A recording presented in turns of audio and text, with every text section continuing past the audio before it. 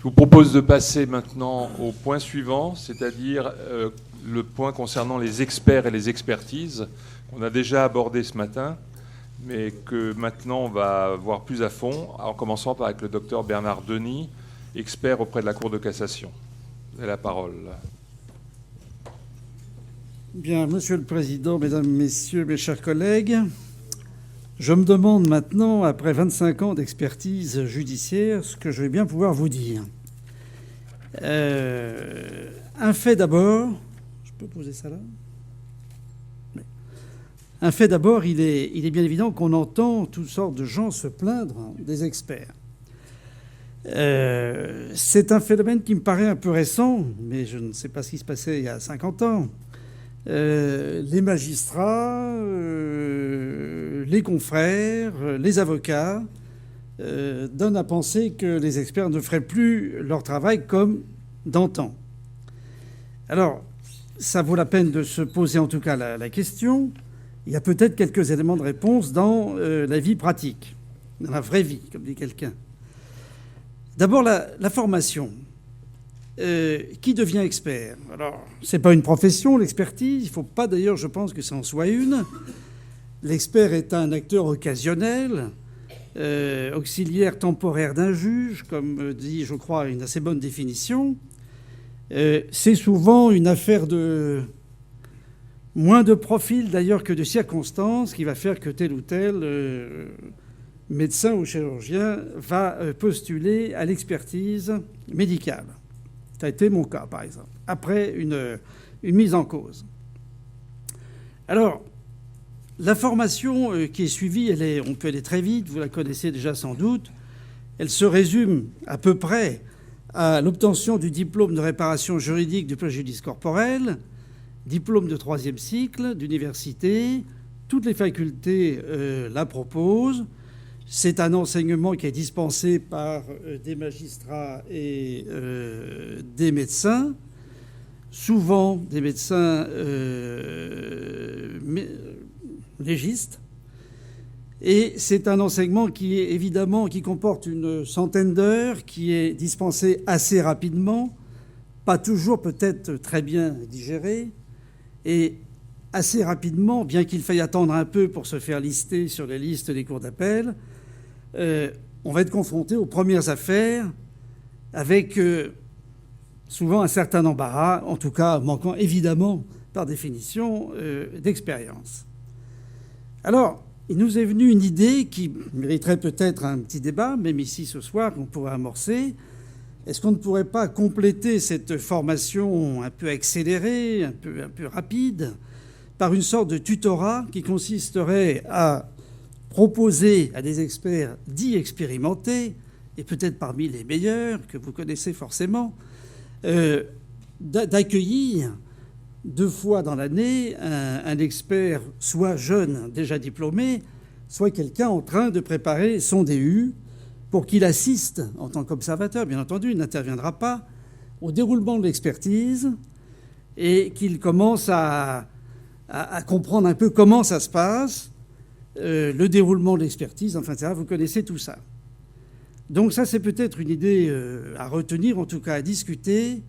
Voilà, je vous la soumets. Alors, les experts ont une formation continue. Elle est devenue obligatoire depuis la loi du 11 février 2004. Donc, elle existe, cette formation. Elle est organisée par les compagnies d'experts. Elle est, je crois, d'assez bonne qualité. J'ai assisté à un certain nombre de ces formations. On peut toujours faire mieux, c'est évident. On peut toujours inventer des machins. est évident qu'on a entendu ce soir des choses qui donneraient à penser qu'on puisse assez facilement former quelqu'un qui est un mauvais communicant en bon communicant. Pour ma part, j'y crois pas. Est évident qu'il y aura toujours des différences dans les personnalités des experts, mais enfin, on peut évidemment essayer toujours de faire mieux. Alors voilà un peu pour la formation. On sera peut-être amené tout à l'heure à répondre à quelques questions. On m'a ensuite demandé de rappeler les grands principes de la conduite de l'expertise médicale. C'est pas facile dans le temps imparti. On va surtout parler de l'expertise civile. On va commencer par la désignation de l'expert. Je vous rappelle quand même que ce sont des magistrats qui désignent l'expert. Ce n'est pas lui qui se propose volontairement pour régler une affaire. Et là, il y a un premier problème quand même. C'est que les magistrats connaissent peu, ou très peu, ou pas du tout d'ailleurs, les experts auxquels ils font appel. Moi, je vois sur Versailles, par exemple, il y a bien des réunions annuelles qui sont organisées, mais ce sont des espèces d'apéritifs bon enfant où il ne se passe rien entre les magistrats présents et les experts qui sont là, experts en plomberie, experts en médecine, experts en carrosserie automobile. Donc les échanges sont quand même très limités. Il y a de temps en temps ces formations où les magistrats sont présents, mais encore une fois, il y a quand même un gros problème là de communication entre les magistrats et les experts. L'expert, j'ai coupé, mais c'est pas grave pour moi. L'expert se voit désigner une mission, donc il n'a pas là à improviser. Vous savez que la mission, elle doit être respectée mot à mot. Elle comprend des questions auxquelles il faudra répondre. Ce sont d'ailleurs les conclusions du rapport. Donc l'expert, il va être aussi un peu à la merci de la qualité de la mission. Dans l'ensemble, elles sont bien rédigées, elles sont souvent intéressantes, elles se ressemblent pour beaucoup d'ailleurs. Enfin, là quand même, l'expert n'est pas responsable de la mission qui lui est attribuée. Alors on lui demande dans cette mission, on ne peut pas la détailler ici, mais moi je ne sais pas si on a des collègues plus jeunes et en formation actuellement, mais il serait intéressant de dire aux gens, d'encourager les gens à lire au moins une fois une mission bien faite, car je crois que c'est quand même très, très instructif. Donc cette mission, elle va demander de prendre connaissance de l'affaire dans ses moindres détails, de s'assurer que les actes médicaux ont été conformes aux bonnes pratiques, aux recommandations, etc., et qu'elles répondent bien à l'état actuel des connaissances. Ensuite, c'est bien sûr d'évaluer les préjudices, chiffrer les indemnisations, c'est pas si simple non plus. Et enfin a lieu, évidemment, un jour précis où les gens sont convoqués, cette fameuse réunion d'expertise. Elle sera contradictoire, c'est rappelé d'ailleurs régulièrement dans la mission du magistrat. Et cette réunion, on n'a pas toujours la chance d'avoir les avocats présents. C'est même plutôt l'inverse. Alors quand on entend des critiques d'avocats sur le résultat du travail de l'expert, on a envie de leur dire « venez, venez », parce que moi j'ai toujours dit par exemple qu'une réunion était vraiment intéressante quand les avocats étaient là. Bon, ça c'est clair et net et je continuerai à le soutenir. Donc il est important que les avocats des parties soient présents. Important aussi que l'expert, je crois, mais ça c'est avec le temps, etc., mais justement on peut l'apprendre dans le cadre d'un tutorat à un jeune collègue, que l'expert consacre quelques instants. Et c'est l'affaire de 2 minutes, en fait, à présenter un peu le déroulement de la réunion. Notamment en insistant sur le fait qu'il va avoir un comportement qui va être dicté par une totale neutralité. Car qu'on le veuille ou non, encore une fois dans la vraie vie, les victimes qui sont là se disent « Ah mais celui-là, il va forcément soutenir le chirurgien, etc. » Eh bien, c'est à vous de faire en sorte que votre neutralité soit jugée fiable.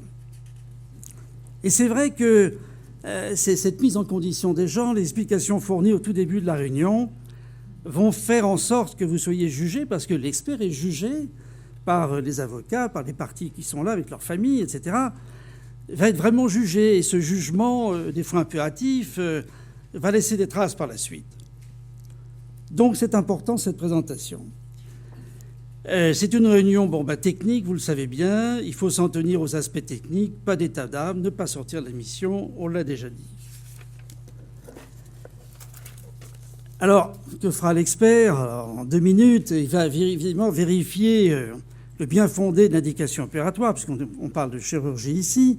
D'une manière générale, tous les choix thérapeutiques, et c'est pas toujours pour des opérations compliquées, c'est pas toujours pour des affaires d'une extrême gravité. Ça sera peut-être une hydrocèle, une cure d'hydrocèle, je suis urologue, qui va mal tourner, et qui va se terminer, mettons 2 mois plus tard, comme j'ai pu le vivre, entre les mains d'un chirurgien tout à fait compétent, chef de service de surcroît, dans sa clientèle privée, etc., par une orchidectomie, parce que infection, suppuration, retard dans les pansements, enfin tout le bazar habituel, et on arrive 2 mois après à une ablation du testicule. Pour dire ici que les expertises, c'est souvent aussi un casse-tête. Je ne sais pas si les experts sont mauvais, mais je voudrais bien savoir qui peut, dans certains cas, résoudre des problèmes qui sont, de temps en temps, presque incompréhensibles. Et ça, il faut peut-être aussi insister là-dessus. Enfin, bien sûr, on vérifiera l'information, le consentement du patient. On en a beaucoup parlé ce soir, on ne va pas recommencer. Reconstituer les faits, c'est pas facile, à partir des documents qu'on aura bien voulu vous envoyer. Recueillir les doléances de la victime ou pseudo-victime, en tout cas du demandeur. Pratiquer son examen clinique en présence de tous les médecins, conseil des parties, sans les avocats, vous le savez, mais sachez quand même que la personne redoute beaucoup d'être examinée en présence des avocats. Il faut lui expliquer, lui redire au besoin que l'avocat n'assistera pas, bien entendu, à l'examen médical. Ensuite viendra la discussion médico-légale. Là, vous voyez que c'est tous les points qui sont repris dans le rapport.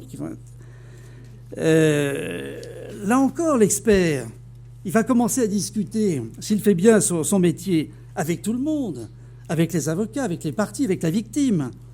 Tout le monde aura le droit de dire ce qu'il pense. Moi, pour ma part, je termine toujours l'expertise en disant il faut que tout le monde vide son sac, que tout le monde ait l'impression qu'il a pu tout dire aujourd'hui. Tout dire aujourd'hui. Alors, là encore, si l'expertise est mauvaise, comment se fait-il qu'elle soit mauvaise? Si tout le monde était là pour en parler, s'il y a eu réellement des propos à la fois contradictoires, bon, vous connaissez le terme, mais en même temps, discussion à bâton rompu. Il faut prendre du temps. La chose de l'expertise qui était quand même une affaire extrêmement compliquée, avec des gens qui venaient de loin, directeur d'un labo qui venait de Suède, enfin, vous voyez le genre. On était une quinzaine. Au bout de 2 heures, un avocat me dit, avec un air un peu malicieux, « Monsieur l'expert, c'était une contre-expertise, pardon. Monsieur l'expert, la dernière fois, ça a duré 45 minutes. Avec vous, on y est depuis 2h15. » C'est évidemment pas très sympa, c'est vrai, mais on n'avait pas du tout traîné, on avait travaillé. Et je lui ai répondu, « Cher maître, c'est vrai ce que vous dites, peut-être, mais en tout cas, moi je vous fais un pari avec vous aujourd'hui, il n'y aura pas de 3e expertise. » Il n'y en a pas eu. On avait pris notre temps et on était allé dans les détails. Détails qui manquaient, ceux dont le magistrat avait parfaitement perçu. Bon, alors, je ne vais pas vous faire l'énumération des préjudices. Pardon ? 2 minutes, ça va être très bien. La liste préjudice, vous les connaissez. C'est toujours justement une discussion qui est d'ailleurs intéressante. Les préjudices, en général, le collègue qui est impliqué dans une affaire est profondément agacé. Il ne comprend pas le préjudice moral, sexuel, enfin, etc., partagé par tout le monde. Enfin, la dépression nerveuse qui s'ensuit assez constamment, etc. Puis enfin, ça sera le rapport de l'expert. C'est un document qui engage, bien entendu, gravement l'expert. Eh bien, le rapport, effectivement, là encore, il faut y passer du temps. Beaucoup de temps. Il faut le relire afin d'éviter ce qu'on voit de temps en temps, c'est vrai, des erreurs grossières, date de naissance, date des actes, etc. Donc ce rapport, si un jour j'avais l'honneur de tutoriser un jeune postulant à l'expertise, j'insisterai sur l'importance qu'il y a effectivement, car ce rapport va passer entre toutes sortes de mains et il va marquer d'une manière indélébile votre travail. Voilà, c'est très vite exposé. On répondra aux questions. Merci.